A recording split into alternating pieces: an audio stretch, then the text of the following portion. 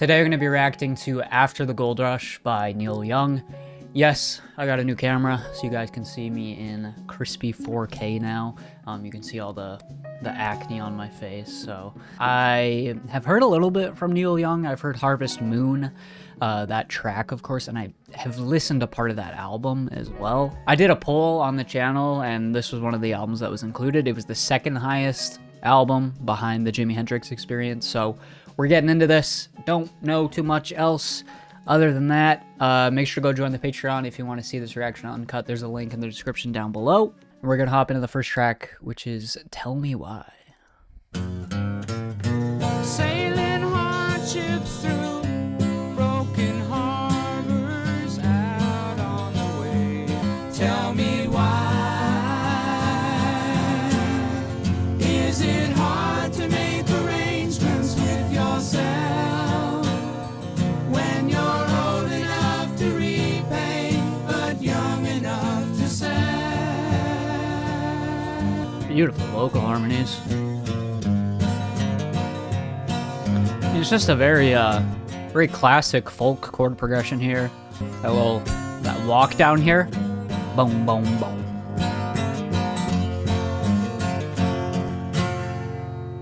Cool. Like I said, just kind of like a classic folk track. Very classic folk chord progression. What really stood out to me on that one was the vocal harmonies. Just super layered. Yeah, I don't really have much else to say about it though. Maybe the songwriting and the lyrics here are really what I'm supposed to be focusing in on or honing in on. And I did like some of these lines.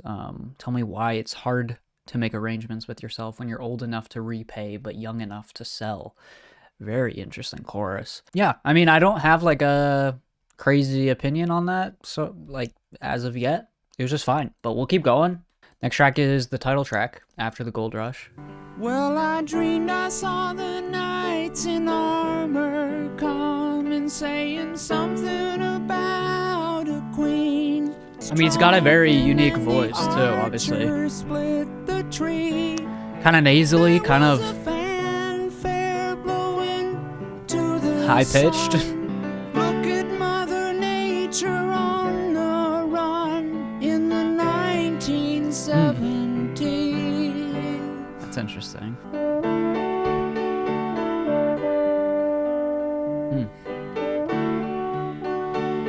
Very muted trumpet. Flying Mother Nature's silver seed to a new home in the sun. Similarly to the first track, I don't really have any, like, I wasn't wowed by that track. I wasn't blown away, but I really do like the lyrics here. It feels like it's kind of Neil Young talking about the environment, I guess, in the 1970s. Look at Mother Nature on the run in the 1970s, so maybe there was a lot of, like, environmental destruction happening. Flying Mother Nature's silver seed to a new home.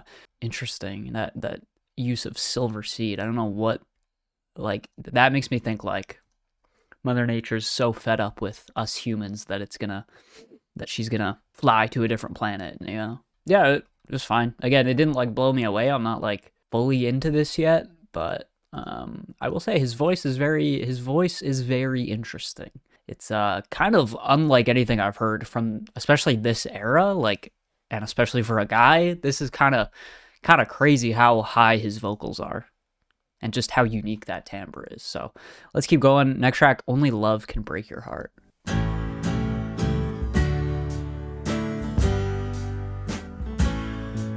How did it feel to be alone? I was always thinking Ooh. of games that Nice. I was playing, trying to make Beautiful piano here. my time, but only love can break your heart. Ooh. Try to That be chord that we go to there is has so much tension to it. yes, only love can break your heart. Right there. He hides his head inside the dream. Yes, only love can. Really good vocal melody there. Love where the higher harmony goes. I think that was easily my favorite so far, just a bit more involved musically. I'm not saying that, you know, it has to do all this fancy stuff. It doesn't have to be lush to be good. But I just thought there was a little bit more to latch onto, especially for a first listen. Yeah, that was great. Let's keep going. Next track is Southern Man. This is a little bit of a longer one, 5.5 minutes.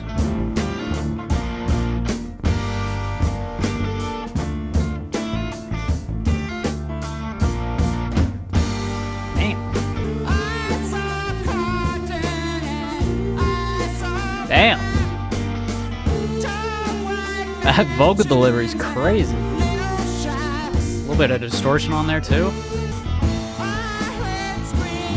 Nice.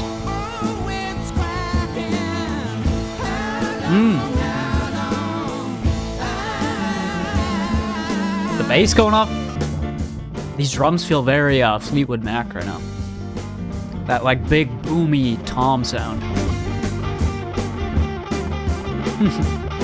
It's going off.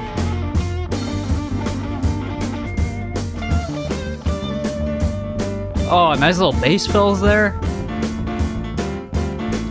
I love how like punchy this piano is too. Just smacking those keys, man. Is this like a critique of like traditionalist values of Southern white men, you know? Feels like what it is. That is what it is.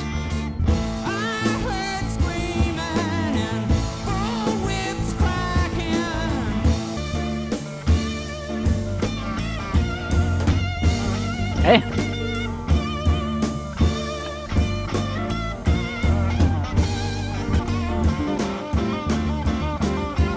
Oh, nice little pickup there. Beating up a little bit. The boys are just jamming. They're just jamming. That was great. That was easily my favorite so far. Just a good old jam, you know. Everybody was going off in the band there. Bass was killing it. The drums were very Fleetwood Mac-esque. Some great guitar work. And these lyrics kind of seemingly about a change that Neil Young is saying is imminent here, a change that is going to happen, you know, kind of addressing this Southern man. Don't forget what your good book says, Southern change gonna come at last. Your crosses are burning fast. I saw cotton, I saw black, so yeah, I mean, just, there it is right there, talking about, you know, slave owners of the South. This is certainly probably not the first song to do this, but definitely not, I feel like, super common in the 70s at the time, so definitely an interesting lyrics here. My brain glitched. I gotta check the camera because this is a new camera and I can't actually flip. Like, I have a monitor on top of it, so I can see myself. I can see that I'm in focus and everything. It's all good, but I can't see if it's still recording. I need to figure that out. Yes, it's still recording. Let's go. I think this camera is gonna be a lot better in terms of like not shutting off randomly. Like, actually, this is kind of meta right now. This is what I used to shoot all my videos on, Canon T5i. It would like, I think it also might have been the SD card I had it because it just wasn't like a fast speed in terms of how fast it could record. So I think that was part of it, but it would just shut off randomly. What's the next track? Till the Morning Comes. Let's go.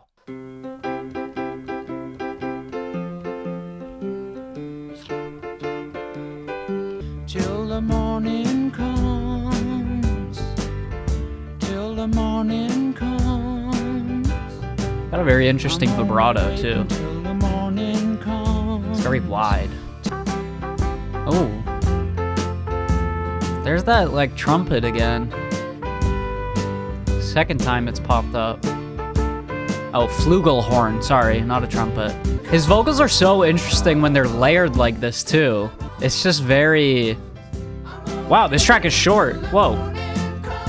Okay, let's keep going. Like I said, very interesting when the vocals are interesting enough on their own, but when they're stacked like that and just really filling out the headphones, it's a really, really unique sound. So let's keep going. Oh, Lonesome Me. Everybody's going out and having fun.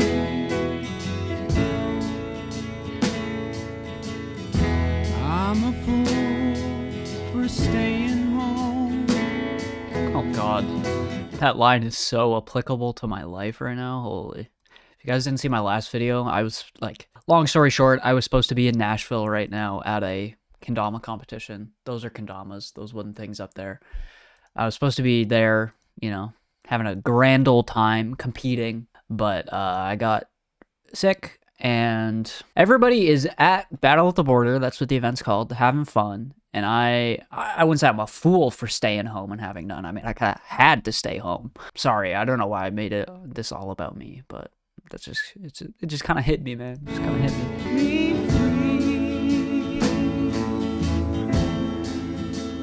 Nice ghostly backing vocals. And brother, don't you know? Ooh, I'd welcome that was interesting. her right back here. Beautiful I piano. can't get over. Love just the pacing of this track. Set me free.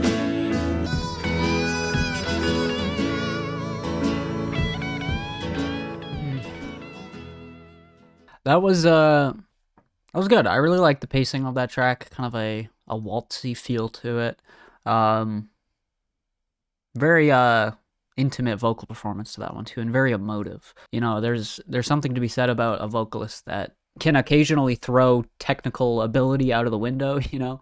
Not saying that Neil Young is a bad singer, but sometimes it's better to focus on an emotive vocal performance, something that feels authentic and real over something that is technically like perfect and blemish free, you know. And I think this track is a good example of that. That's the great part about like music, specifically from like the 60s and the 70s, you know, a time before autotune, a time before really like any sort of like digital production, before any advanced production techniques. Obviously you can like, back then you could still put like effects on your vocals, but a lot of it was more so just leaning into your true real vocal and not like manipulating it in any way. And that's why you get a lot of really unique and one of a kind artists in this era. Next track, Don't Let It Bring You Down. Old man lying by the side of the road, the lorries rolling by, blue moon sinking from the weight of the load, and the buildings scrape the sky.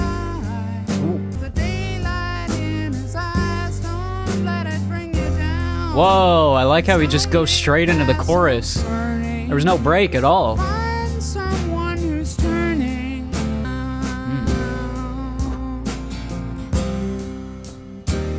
Ooh, that's good. Nice. These chords are really, oh, so colorful.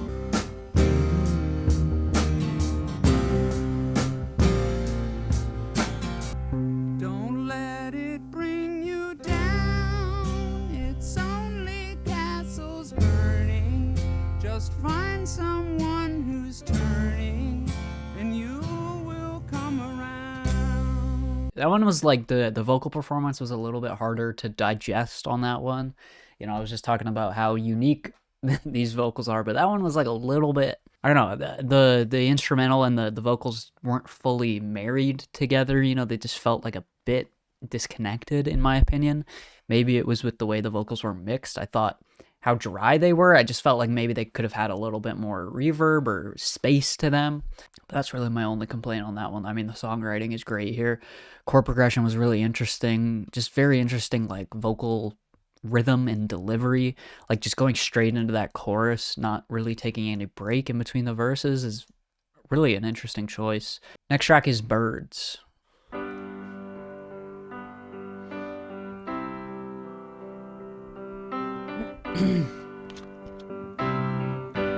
When you see me fly away without you, shadow on the things you know, shadow on the things you know, feathers fall around you. This feels like moving on, you know?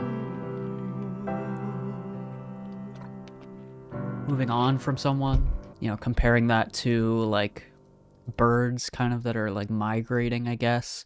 It feels like, you know, birds, like, obviously they have to migrate, like that's just a part of nature. So it makes me think that like maybe he's looking at it in a way of like this was destined to happen, or like this is at the end of the day a good thing, you know? So that's just like it's a beautiful metaphor. Really, really good. Love the vocals on that one. Like, yeah, sometimes these vocals are a little bit off-putting for hearing it for kind of the first time, you know? But that vocal performance was really, really gentle and just tender. Let's keep going. Next track is When You Dance, I Can Really Love.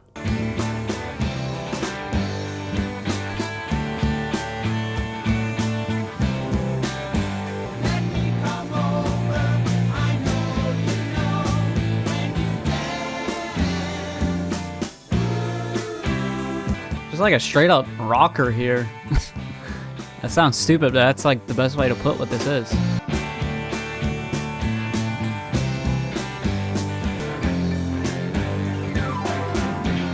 That piano.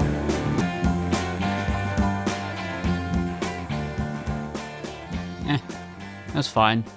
It's probably my least favorite so far. I don't even really know why. I just really wasn't that invested in that track. I found the vocals to be kind of grating and just, yeah, I don't know. I couldn't really buy into the atmosphere of that one. So, I mean, at the very least, the lyrics were still interesting. So there's that. Yeah, we'll keep going. I will say in general, like, there's things I am appreciating about this, but it's not like one of those things that I am absolutely in love with on a first listen. And I honestly don't really even have a good reason other than just like it's not fully my thing and I'm not fully like connecting to it yet. But yeah, we'll keep going. Next track is I Believe in You. Now that you've found yourself losing your mind, now that you've made yourself love me.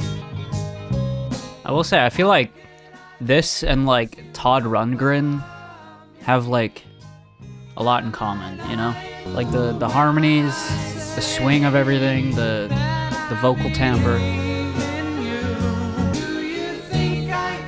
More of that just fantastic vocal layering. It's beautiful.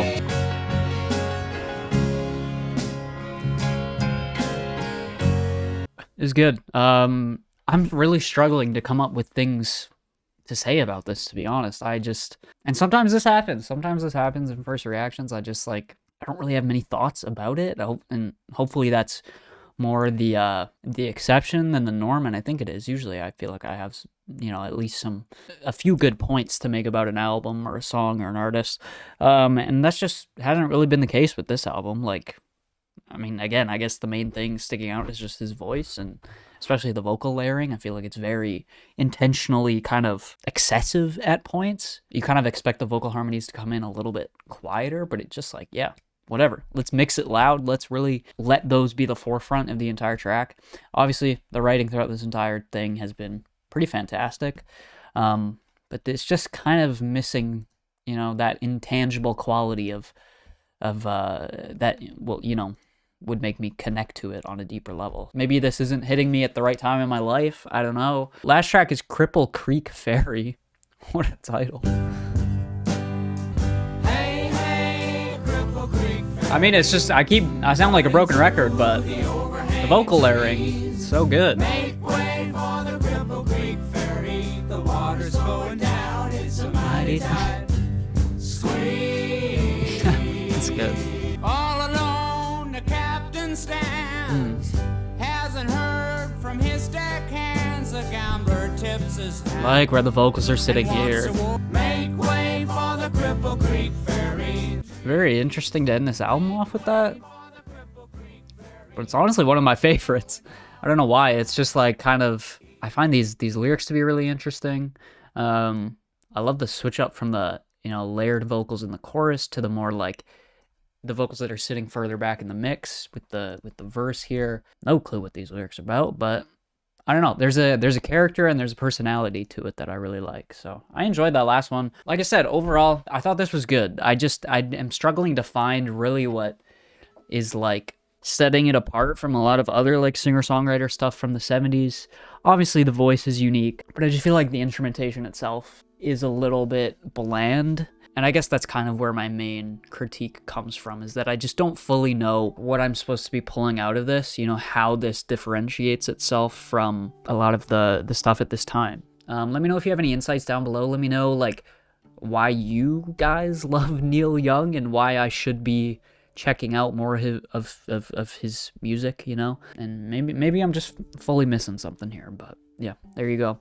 Make sure to leave a like, subscribe, go join the Patreon if you want to see this reaction uncut, and I'll see you guys in the next one. Peace out.